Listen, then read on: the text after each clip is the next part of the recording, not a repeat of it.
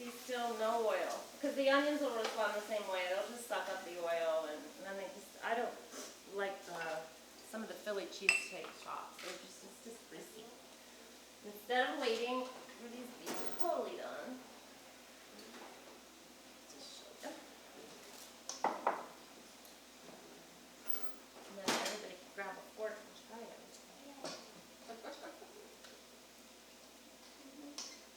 Plop it on. There's your fake marshmallow. Mark's not too sure about that. He's like, but I like marshmallows.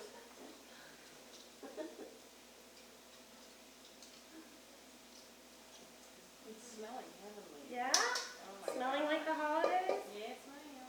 Good. May I ask you a question while you're doing that? Please. What is blanching? Oh, okay. Well, there's something called Blanche, BSD, Blanche Shock Drink. So you get a nice big pot of boiling water, put a lot of salt in it. The salt actually keeps the chlorophyll in any green vegetable going, so it won't turn gray.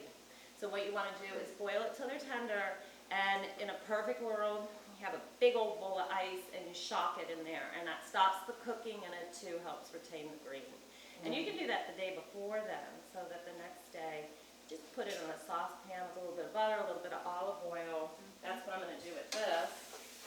I'm just going to put those in here. How long do you boil it before you chop it? You know, it was funny, the whole time I was in culinary school, since I learned how to cook basically from cookbooks, I was always going, how long, how long, how long? And I will tell you what my instructor said, till it's done perfectly. So basically, just pull them out. You want it al dente, kind of like pasta, just a little bit of a crunch to it. You want that.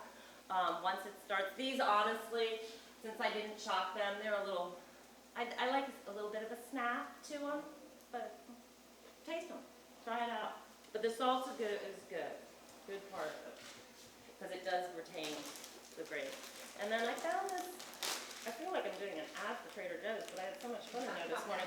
Golden Raisin Blend. It's raisins, cherries, cranberries, and blueberries. Normally I just would put currants on it, but I thought that, and it's festive looking too. And when we do this for Christmas, I might make some sort of muffins or something with these. And then this just goes in. I don't think my potatoes, if my potatoes were done, this is just gonna go in till the tops warm through. It will brown quickly, so you want to keep an eye on that.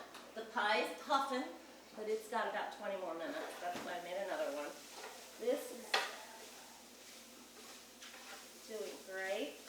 I'm going to go ahead and put the beans in here. And now that I'm putting the beans in, I'm going to add a little bit of olive oil. Well, probably a little more than a little more, because it's a lot. So I would say that's about a third of it, and quarter of a cup. And since we're substituting this from those fried onion things, we're still doing better with Califactor. I'm not too concerned. You've got to do everything in moderation. Just to put my beans in there. And all of this can be done the day before. And just at the last minute, if anybody, it's a great thing to take to somebody's house. You can throw it in a casserole dish and cook it to heat it through. I just think this is kind of easier.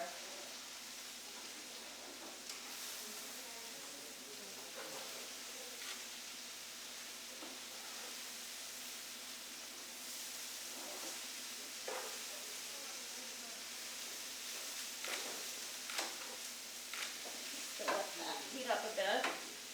And then, just a pretty platter. Since there's no crunch, I took away the fried crunchy. I thought pine nuts would be a good way to add the crunch to it. So I'm not denying every part of it. And that's what I've tried to do visually. You still got your marshmallow going on. It's still a pie. It's got some sugar. And the pine nuts will aid in that little fried crunch. And nuts, as we all know, are very good for us in moderation.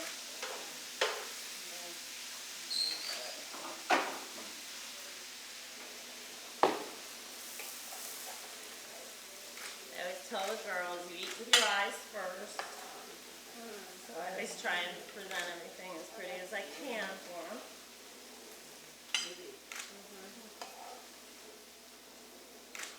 Looks good. Yeah? Yeah. I can't tell you how happy I am that you two are sitting right there. This is my mom. And my aunt. And where is, okay, and then I'm just gonna put a little pepper. And my pine nuts. That's it.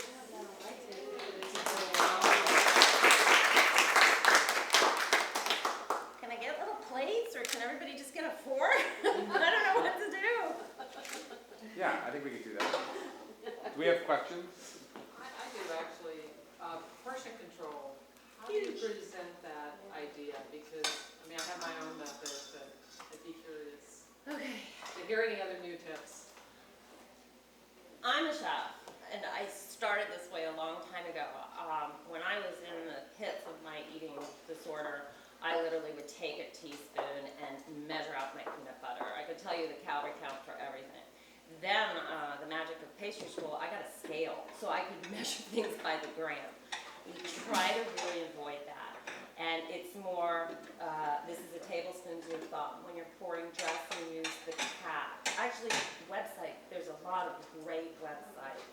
A baseball, not a softball, would be your 4-ounce portion. And there's some really good visuals. I wanted to put it up on the fridge, but each girl reacts differently. Sometimes it's just too much for them to have to see that.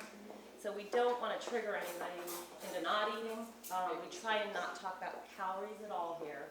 I was a calorie junkie. I wrote down to like the nth degree, and that was a danger zone for me. So it's really just developing with each client how we need to do it, whether it comes to plating their food or just kind of looking and going, that's more like 3 cups. Let's take 1 cup off, or that's 3 servings. Let's take 1 serving off. And unfortunately, I just know that servings are always smaller than you think. It's just fascinating to me when I actually measure things. It's like, oh, that's all it Maybe it's a is. salad plate. Yes. But see, even here, sometimes that can be a problem. My daughter does that. She uses a salad plate, so she tends to be an emotional overeater. Never eat out of the box. Always make a pretty plate. We call it mindful eating. Take the time to make it attractive. Be mindful about what you're doing. Don't stand here and just start eating.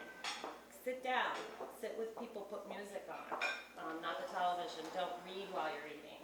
Those are all really helpful points. But portion control is a hard one. Sometimes you just kind of have to measure it and then go, oh, that's what it is. But How do you not nibble on everything while you're I do.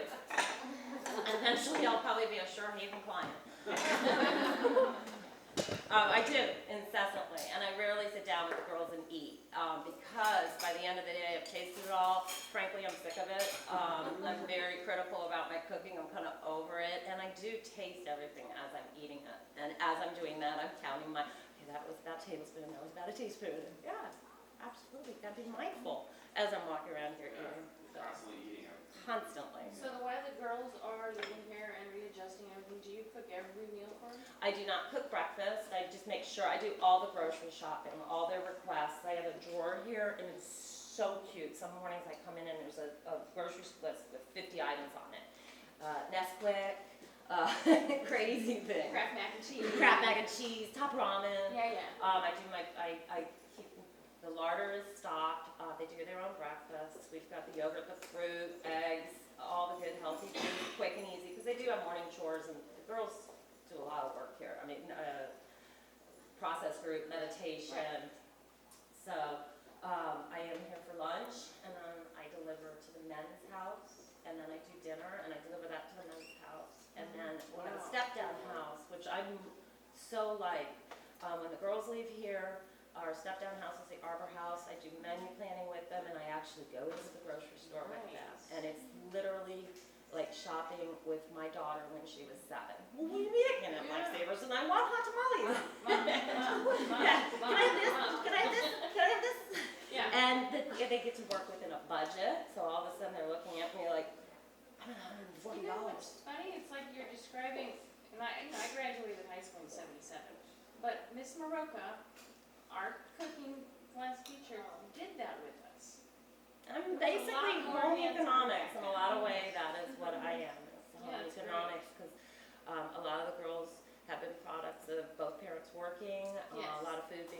on the table. We're really even trying to reintroduce them to the fact of sitting down and having a community meal, because that wasn't afforded to them growing up. And I think that's just such a huge part, is to sit down, have simple, lovely conversation. Tell me a story about yourself, and see what a play does. Yeah, that That's it's, nice to hear. yeah, it's really, I think it's a huge part of the recovery process. And being able to sit down at a table with a bunch of people that know your backstory, you don't have to explain, oh, where you've been, what you've been up to, I don't do this, I don't do that. We already all kind of know each other a little bit because we know the histories, because we've been there. So it's multi-faceted. It's not just the food, and I think that's what a lot of the girls are learning. It's not just the food, it's the whole process of taking care of yourself and nurturing yourself. Sue started a new policy. The girls sit down after they eat in another room and just sit and calm for about 15 minutes, so it's not this frenetic, we gotta clean the kitchen, we gotta do, it's just like, enjoy what you just did. The olden days. Like the olden days.